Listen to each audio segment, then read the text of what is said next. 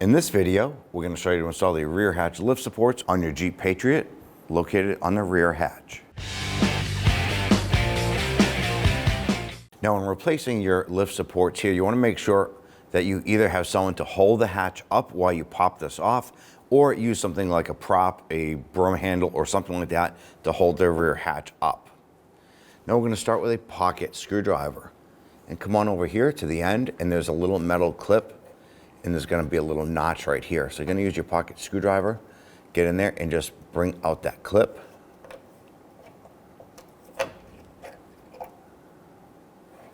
Once that clip is out, you should be able to pull this off. It's just a ball stud right there.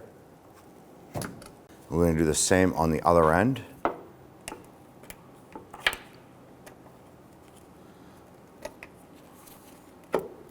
And pop that off. Now we can go ahead and wipe off the ball stud on the hatch, and then we'll do the one on the body. Just want to make sure these are nice and clean. I'm going to apply a small dab of silicone paste on these here. You're going to take your new lift support, and the metal clip is already installed. All you have to do is line up the socket with the ball stud and pull it on. You're going to hear it snap into place. You want to go ahead and do the same for the upper.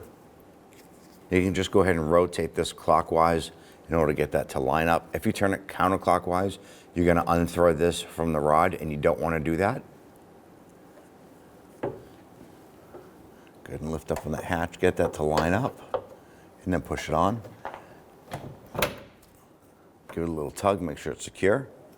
Then you want to go ahead and repeat this process for the passenger side, and at that point there, you're all set.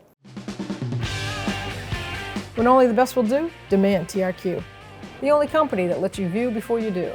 TRQ is committed to offering the highest quality aftermarket auto parts that are engineered for peace of mind. Thanks for using and viewing with TRQ.